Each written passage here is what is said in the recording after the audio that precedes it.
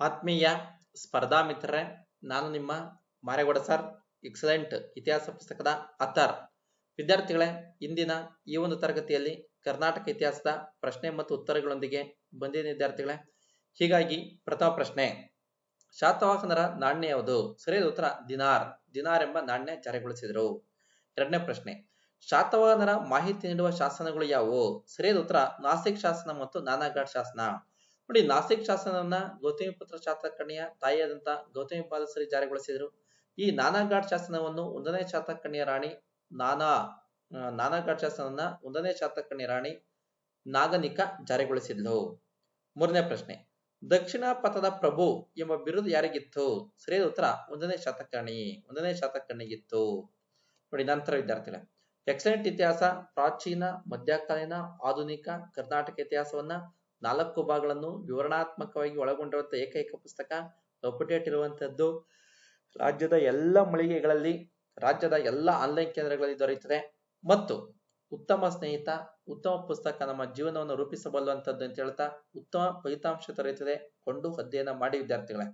4ನೇ ಪ್ರಶ್ನೆ, ಶಾತವಾಹನರ ಹಾಲರಾಜ ಶ್ರೀಲಂಕಾದ ಮೇಲೆ ದಾಳಿ ಮಾಡಿ ಯಾವ ರಾಜಕುಮಾರಿಯನ್ನು ಹೊತ್ತುಕೊಂಡು ಬಂದು ವಿವಾಹವಾದನು?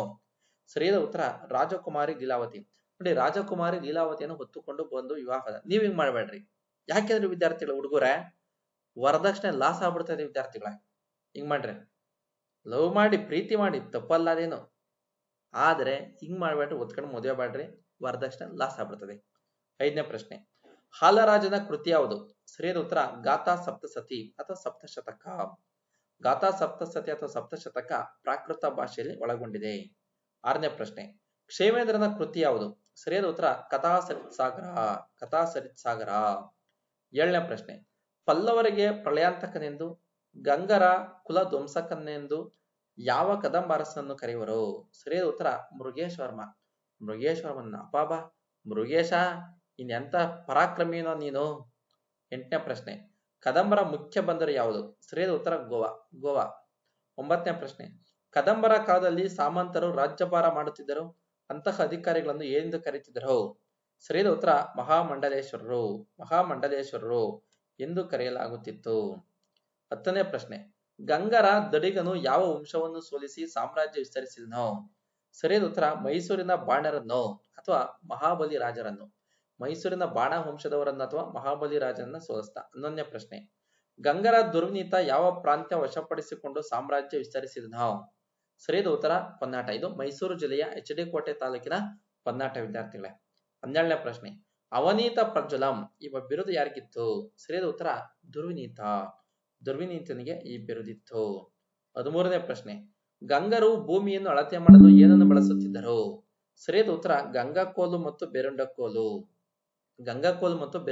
ಎಂಬ ಮಾಪನ ಬಳಸ್ತಿದ್ರು. 14ನೇ ಪ್ರಶ್ನೆ, ಗಂಗರ ಕೊನೆಯ ಅರಸ ಯಾರು? ಸರಿಯಾದ ಉತ್ತರ 5ನೇ ರಾಚಮಲ್ಲ. ಈ 5ನೇ ರಾಚಮಲ್ಲನ ಪ್ರಧಾನ ಮಂತ್ರಿಯೇ ಚಾವುಂಡರಾಯ. ಸರಿ ವಿದ್ಯಾರ್ಥಿಗಳು, ಸರಿ. ಗಂಗರ ಕೊನೆಯ ಅರಸ 5ನೇ ರಾಚಮಲ್ಲ, ಹೀಗಾಗಿ ಅವನು ಬೇರೆ ಇವನೇ ಬೇರೆ. 15ನೇ ಪ್ರಶ್ನೆ, ಎಷ್ಟು ವರ್ಷಗಳಿಗೊಮ್ಮೆ ಮಹಾಮಸ್ತಕಾಭಿಷೇಕ ನಡೆಸಲಾಗ್ತೈತೆ? 12 ವರ್ಷಗಳಿಗೊಮ್ಮೆ ನಾವು ಮಹಾಮಸ್ತಕಾಭಿಷೇಕ ನಡೆಸ್ತೇವೆ. 16ನೇ ಪ್ರಶ್ನೆ, ಬಾದಾಮಿ ಚಾಲುಕ್ಯರ ಮಂಗಳೇಶನನ್ನ ಕೊಲೆ ಮಾಡಿದವರು ಯಾರು? ಸರಿಯಾದ ಉತ್ತರ ನಿಮ್ಮ ಇಮ್ಮಡಿ ಪುಲಕೇಶಿ ಕೊಲೆ ಮಾಡಿದ. 17ನೇ ಪ್ರಶ್ನೆ, ಕ್ರಿಸ್ತಶಕ 641ರಲ್ಲಿ ಇಮ್ಮಡಿ ಪುಲಕೇಶಿ ಆಸ್ಥಾನಕ್ಕೆ ಭೇಟಿ ನೀಡಿದ ವಿದೇಶಿ ಯಂತ್ರಕ ಯಾರು? ಸರಿಯಾದ ಉತ್ತರ ಯುಯಾತ್ ಸಾಂಗ್ ಭೇಟಿ ಕೊಟ್ಟ. 18ನೇ ಪ್ರಶ್ನೆ, ಬಾದಾಮಿ ಚಾಲುಕ್ಯರ ಕಾಲದಲ್ಲಿ ನಗರಸಭೆ ಯಾರ ಕೈಲಿತ್ತು? ಸರಿಯಾದ ಉತ್ತರ ನಕ್ಕರ ಎಂಬ ವರ್ತಕ ಶ್ರೇಣಿಗಳ ಕೈಯಲ್ಲಿ ಇತ್ತು ವಿದ್ಯಾರ್ಥಿಗಳೇ. ನಂತರ 19ನೇ ಪ್ರಶ್ನೆ, ಬಾದಾಮಿ ಶಾಸನ ಡ್ಯಾಶ್. ಸರಿಯಾದ ಉತ್ತರ ಸಾಧುಂಗೆ ಸಾಧು ಮಾಧುರ್ಯಂಗೆ ಮಾಧುರ್ಯ ಬಂದಿಪ್ಪಕ್ಕಲಿಗೆ ಕಲಿಯುಗ ವಿಪರೀತಾನ್.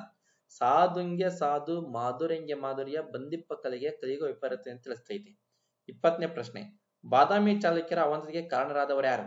ಸರಿಯಾದ ಉತ್ತರ ರಾಷ್ಟ್ರಕೂಟರು. ಬಾದಾಮಿ ಚಾಲುಕ್ಯರ ಕಾರಣರಾದವರು ರಾಷ್ಟ್ರಕೂಟರು. ನಾನೆಲ್ಲ ಮರೆಗೂಡ, ರಾಷ್ಟ್ರಕೂಟರು. ನೋಡಿ ವಿದ್ಯಾರ್ಥಿಗಳು, ಹೀಗೆ ಕೇಳಿ, ಶೇರ್ ಮಾಡಿ, ಲೈಕ್ ಮಾಡಿ, ಸಬ್ಸ್ಕ್ರೈಬ್ ಮಾಡಿ. ಎಕ್ಸಲೆಂಟ್ ಇತಿಹಾಸ ಪುಸ್ತಕವನ್ನ ಅಧ್ಯಯನ ಮಾಡಿ. ಉತ್ತಮ ಫಲಿತಾಂಶ ನಿಮ್ಮದಾಗಲಿ.